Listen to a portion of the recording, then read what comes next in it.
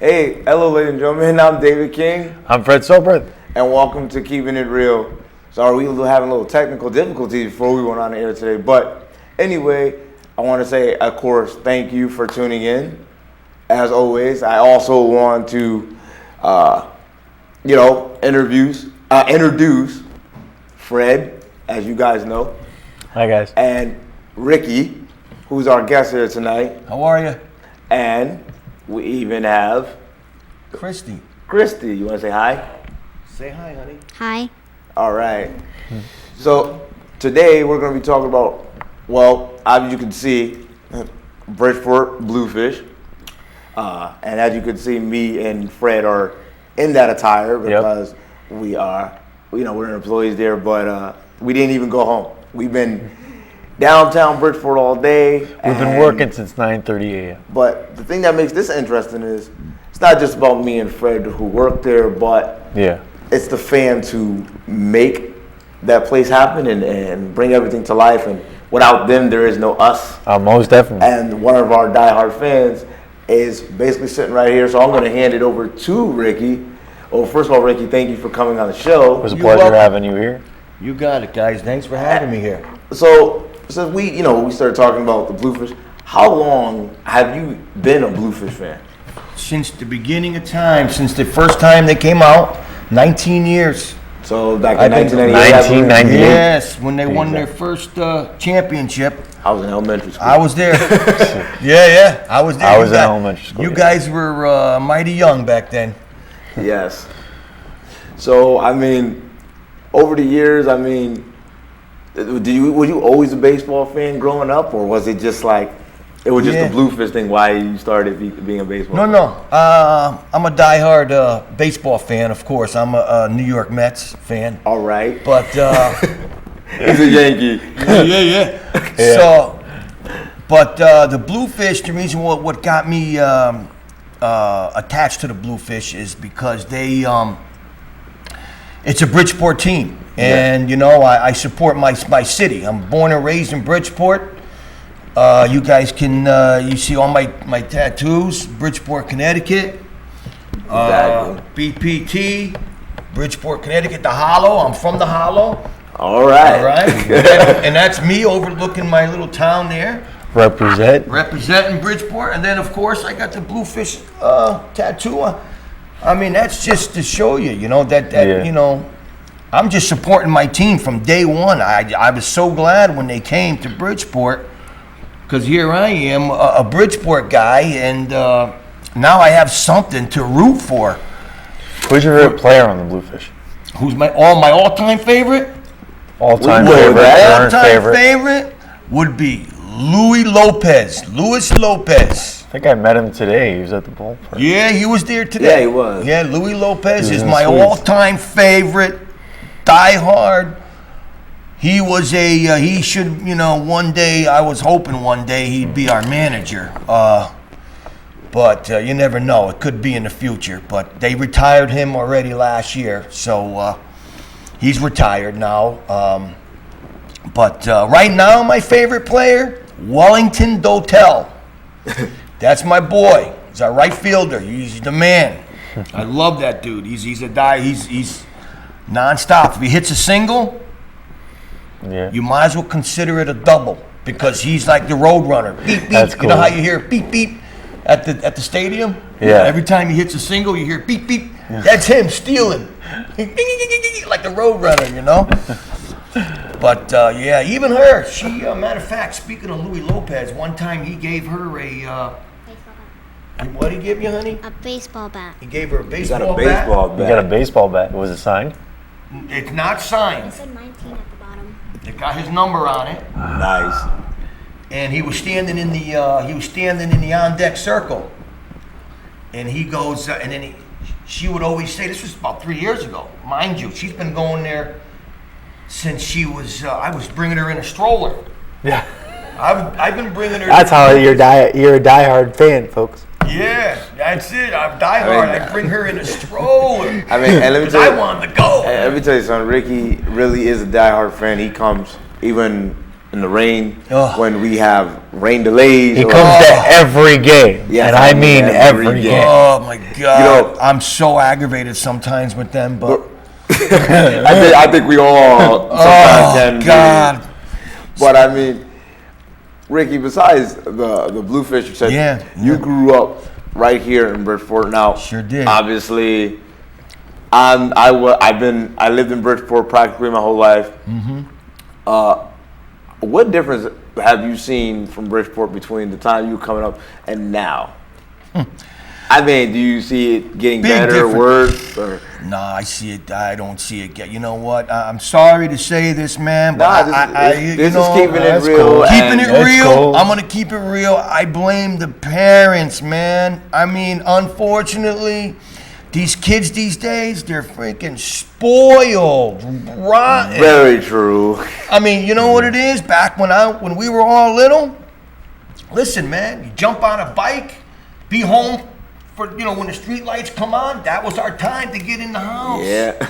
Today, these parents, they You- don't care. I'm sorry, they don't care. You have never lied. That is the It- truth. Right? That's And these true. kids That's these very, days, very come true. on. Our communication was, my mother, when it was time to come home to eat, Yeah. I lived in a hollow of Bridgeport, okay? I lived up on the 3rd floor on Madison Avenue, right in the heart of the hollow. All my friends will tell you. Peanut, you could tell them, anybody, all you guys can tell them, Mario, Frank, all you guys that are listening. My mother would yell off the 3rd floor when it was time for dinner, all us kids, Ricky, Sheila, my brothers and sisters, Sheila, Rob was screaming for us. And if I didn't hear, my friends would say, hey, Rick, your mother's calling you, it's time for dinner. This and that, and then we all be whoa, whoa, coming from all angles, but we'd get home for dinner for 5 o'clock. Right. Today, there's no dinner at 5 o'clock. No. You have not lied Nope. about that. And He's Sunday exactly dinners, right. do you guys remember? Well, no, Sundays- don't remember. When Sunday dinners used to be Sunday dinners. The family would sit down and have a Sunday dinner. Today, no. Nope. There's no sitting down. My house, we do. I try to keep it. I try the best I can. I feed breakfast, lunch, dinner. She's even cooking now. I swear, Hey. no lie, right, honey? Do I What- got you cooking, baby? Yeah. Yeah. What do you All cook? right. What do you cook, honey? Like peppers and onions and Nice. scrambled eggs and Scrambled eggs she makes me. hamburgers. Hamburgers she makes me. Nice. No lie. Ziti's with Sweet. Toast. the best food ever. But today, what I was getting at was today the kids, when it's 5 o'clock for dinner, kids are not around. Guess what? These spoiled kids, they got their phone. They got phones better than I got. Oh, let me no, Chris. They got phones better than I got. It's like, okay, let's call. Let's call the kids. Where are they? Oh, they're halfway across the city somewhere. That's how it is today. Oh, don't worry, Mom. I'm going to McDonald's. Or Mom, I'm going over. Don't worry. There's no more families. That's the difference today. Families are breaking up. I mean, most definitely. And Sad. I asked that question because, I mean, well, I can only go by from when I was growing up. It was starting to really, like you said, the family tradition was starting to really die. Even though it was there, it was starting to die out. I mean, me personally, I didn't have a lot of family values. I was, on my own since I was 18 years old. My mother blamed me for having a disability. And because of that, she pretty much abandoned me and was like, she wanted to do her own thing. Nice. According to her, I stopped her for having a real life.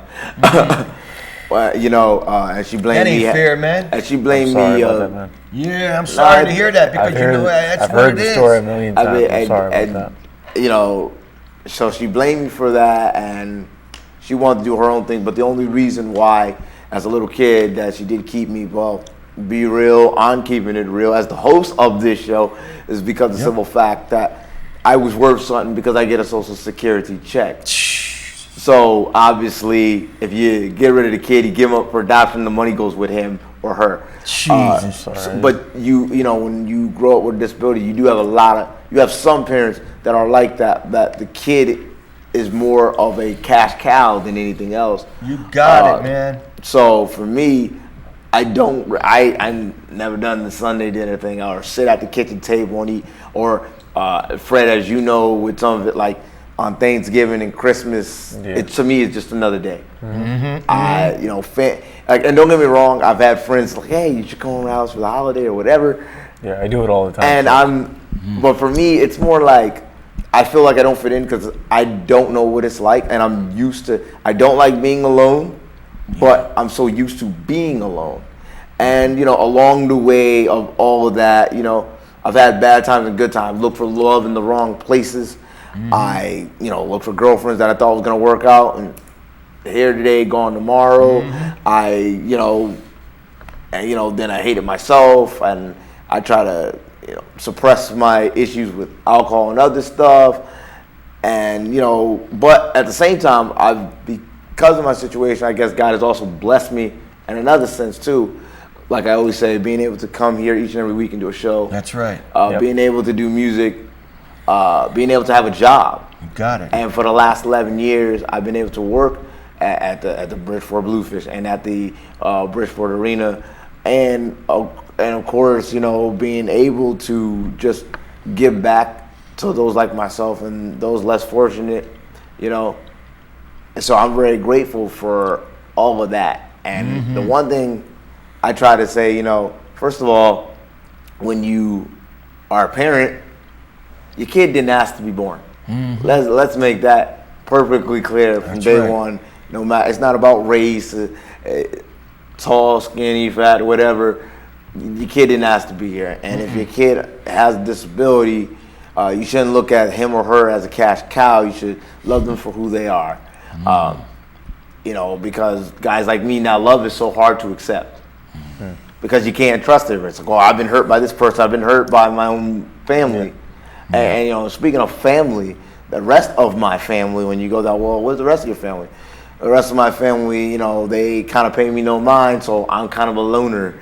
But I've had more love and from people who are not my family and who are not my blood than those who have been my blood. And for me, you know, I always tell people, if I die tomorrow, my biggest thing that makes me proud is that I was able to give back to the community, and especially having a disability, to be able to give back to my disability community and trying to empower us to get out the house, to do stuff, to be part of the world. We're not just shadows in the background, like I said last week, you know. And that's just the thing with me. And get back to you, Ricky. So how was it for you? You know, that's just some of my story and what I went through. And what about yourself? Yeah, about the growing up. Well, well, like I said, you know, it's back in the day, it was about friends and family, and you know, we all would you know, get together and you know, get-togethers like you know, family functions and picnic. You know, let's go down to Bearsley Park. Let's go down to Seaside Park, and you know, we would all, you know, have fun, and then, you know, unfortunately, you know, you fall into, you know, the bad crowd, and that's what I ended up doing, and you know, with all me and my friends, and you know, before you know it, you know, I'm drinking and I'm drugging and I'm selling, you know, things and stuff like that, and but you know what, I will say I did work. You know, I've always worked my whole life since I was a little 12-year-old kid. It was when I was like 9, I was selling the Bargain News.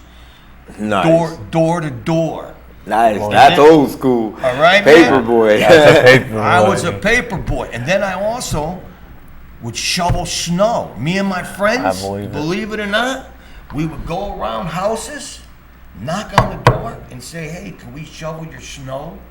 For like, you know, whatever, $5, and we'd split it between 5 of us, you know, or maybe that's too much, maybe even $2 if I remember right.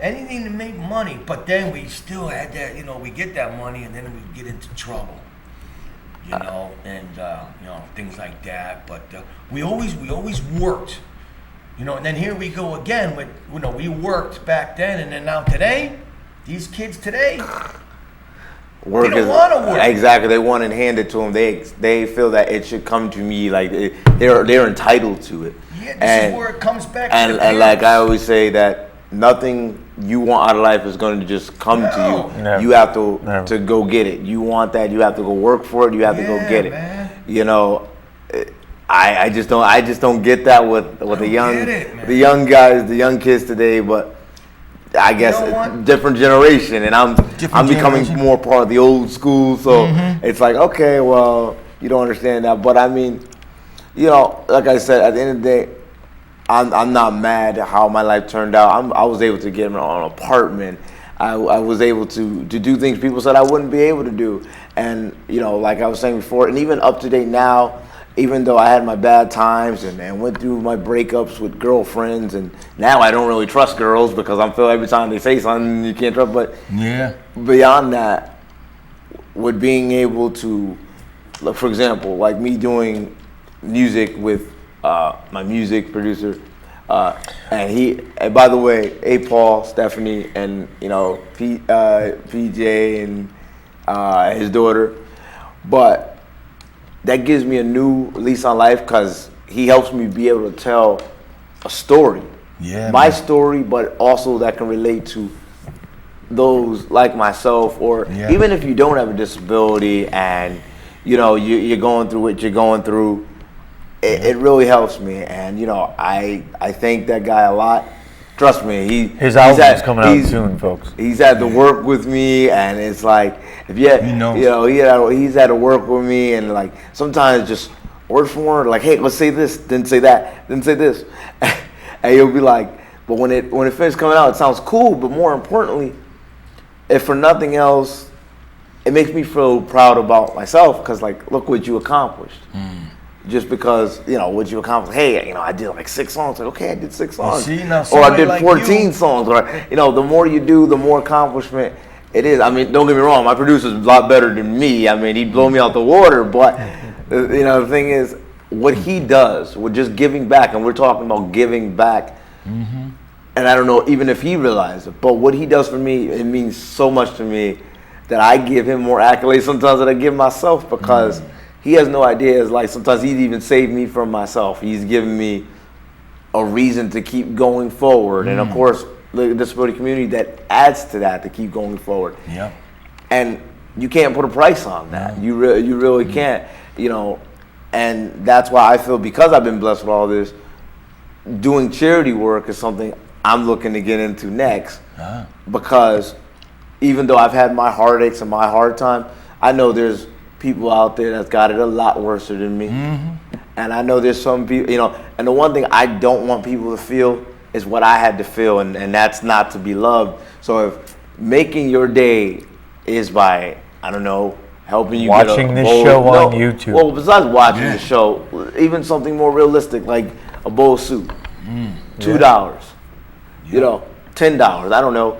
We were talking before we were on here. A coat in the winter to keep you warm, a blanket. You know, that makes me feel good because listen, to be honest, I'm blessed. I got a place. You know, I'm lucky enough that I do not have to sleep outside in the middle of January. I'm blessed enough that I have a lot capability when a lot of people in my situation are unfortunately very limited, Fred, as you know. You know, so I always want to give back. And, you know, and for those who unfortunately cannot speak for themselves, I don't ever want them to feel like what their dreams or their feelings don't matter, because it do. It does. Because I know what it's like firsthand to come into this world and not be loved. But you know what I always tell everybody? The day I do leave this world, I feel I will be more loved than when I came in. You know? And, you know, but back to you, Ricky. I mean, you said you do some charity work, and is it just for the holidays, or is it all year round? Well, you know what? It is. It's called Keeping Bridgeport Warm. Nice. Is what it's called, and what it is me and a friend of mine, Joey Luparella. He's a good friend of mine. We grew up, you know, like when we were younger, same thing. You know, you got a great attitude in life right now. Thank you. And you know, God bless you for that, dude. You know, people should look up to you, man. Be honest with you, man, and you know, watch this show and see. I'm just your average You person know, trying to make Hey, it. we just Well, you know we what? just two average guys trying to make it. Yeah, but you know what? That's You it. know what? And here you guys, disability, okay? We'll keep it real. And then you got all these kids, healthy as hell, working on just not making Mind you, he's saying it's live on TV. Yes, It's great. it's live. Anything Right? happens on live TV, doesn't right? it? Healthy as hell, right? Healthy as hell. And they're trying to get kickbacks and money in their without working and not doing nothing. Here you two guys are with a disability, and you guys are hustling, making a buck. Hey, man. we trying, man. Right? I mean, Fred, you've been quiet. Both of you guys. I mean, Fred, you've been quiet most of the show tonight. You've been quiet. First of all, Well- Fred, you want to tell our viewers how they can call in? How about that? How about we go with Yeah, that? you have a number on the bottom of your screen. You can call in and voice And your opinion. We want to hear your exactly. feedback. Yeah. I mean, Fred, and on your end of the stick, you were a little bit more privileged in life. Right. Mom, dad, and all that, and picket Right. fence kind of thing. But you had your own struggles. Yeah, I mean, something like yours, but everybody has their own struggles. Most definitely. Yeah. So, I mean, I'm a school kid. I'm the college graduate. I'm the kid that went to class and did his homework. I'm not making fun of you, did. But but I am that kid. Good boy, So, you're a good but boy. I also got picked on. I also couldn't get a date. In high So school. I still can't get a date. I still can't get a date. So what we're are all you talking about? Well, we're in the same field. But Handsome You guy know- like you? Come on now. oh, come on, dude. They look at this and they're like, "What?" No, come on. I mean, I was the kid that got picked on, but I've also tried to better myself. And trust me, at 14, dude, it was hard. But now, because I've said this before, because of doing the show and doing it with you and seeing what you do and what we do, it's all positive things. So it's like this made me accept my disability and go further Good. in my life. I mean, most awesome. definitely. And like I always say, you got a degree, and that's what's up. Amen. Yeah. So I mean, so for Ricky, now with you going forward, Yeah. what do you do now? What do you, Well, what do like you I do? was right now what I'm doing is I'm raising this little girl. All right. Yeah. 24/7. More power to you. This is my granddaughter, and I've been raising her since she was a very tiny little baby, and right out of the hospital almost. And she's been with me for 9 years. She's 9 years old now, and she's my life. This is what I do, 24 hours a day. It's my job pretty much, raising her. But also doing the coat drive. It's called maybe some of you guys know. I know my friends that are watching. You guys all know. Bonnie, Joe, Jimmy DeSalle, all you guys. It's called Keep Bridgeport Warm, and it's what we do is we collect coats. And we do this all year round. Okay. We do it all year round. Okay, that's what I was asking. Yeah, you don't have to just, we don't do it, but there's a drop-off day. Right. Right. United Congregational Church over here in Bridgeport on Park Avenue and State Street. Right. Right before Thanksgiving, they hand out all the coats that we collect for them. Right. We get Right. anything that's keeping Bridgeport warm. Coats, socks, hats, And blankets. blankets, sweatshirts, anything, gloves, scarves, anything you think that will keep somebody warm that's homeless.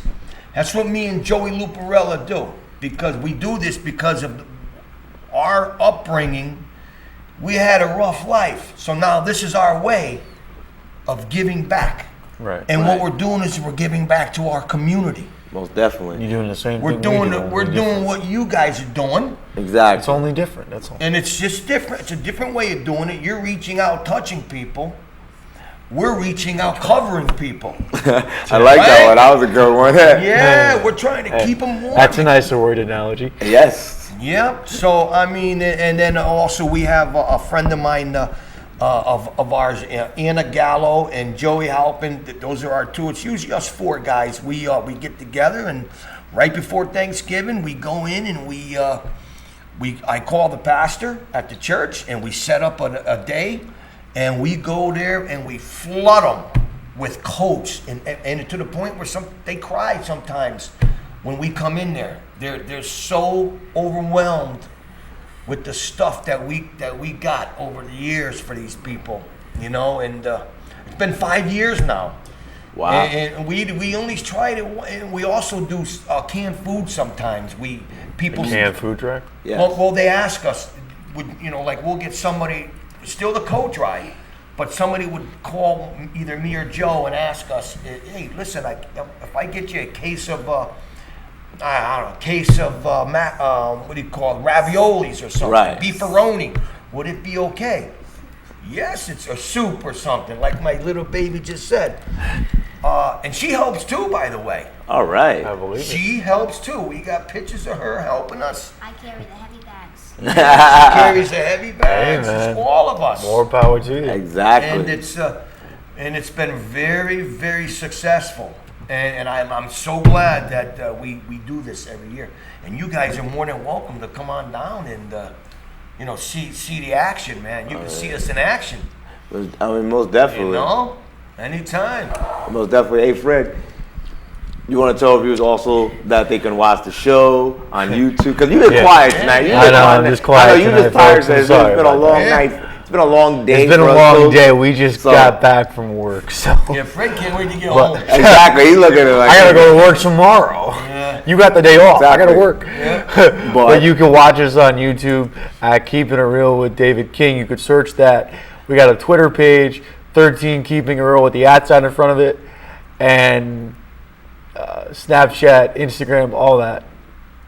Exactly. Kind of And Fred is the engineer to all of that, and me and the rest of us, we thank you for setting all that up for our viewers at it's no home big to deal. watch this episode and future episodes and past episodes. I want to say on live TV right now, the last week's episode isn't up because I haven't been able to put it up yet. But along with this episode and last week's episode, by tomorrow, before I go to work, it will be up on YouTube for all to see. So, there you We're go, guys. YouTubing. We're YouTubing it, baby. I mean, the internet makes a lot of things easier, I guess, up to Yeah. date now. Yeah, but it also makes a lot of things harder. Uh, In a way, some things. it not makes all, shopping but- easy because I ain't got to stand in line. Hey, I like that, keeping it real. Hey, but you got a king size bed. But I didn't have to stand in line to go pay for it. Right. Yeah. Not like back in the day, you had to go into the store. Nah, I don't gotta go do that. I'm Right. good. Plus, it makes it easier when it's Christmas time. Yeah. But I'm always grateful for people that helps me out or people that I meet. And Ricky, I'm very grateful for you God, as even for one, just meeting you and your story is awesome. And even as a fan to the Bluefish, on behalf of the Bluefish, without you, we wouldn't even have made it this long in business. And your dedication, even when we're not doing as well as we should, goes a long way. Yeah, I man. mean, you're the one guy that helps the Bluefish. Yeah. Yeah. One of many guys that help Yeah. the Bluefish. Right, and I've been there longer than you, Fred. This is your first year there, and this is like my 11th season. Yeah. So it's like Well, the big question, Dave, is the Bluefish going to come back next I season? know, right now the only thing we could do is hope for the best, and right now they're doing okay, and First place. exactly. So we could just keep our fingers crossed Yeah. and keep them okay, come on, keep winning, keep pushing forward. Let's not think the negative part. Right. Just keep on winning. But anybody, before we go off, anybody got any last words? No, just thank you for having me here, guys, and It hopefully was a pleasure having you. Yeah, you got it. Maybe we'll bring in my buddy Joey Loop. And Most we'll definitely. talk about the Talking keep the coat drive going. Yep. And I guess after that, have a good night, guys.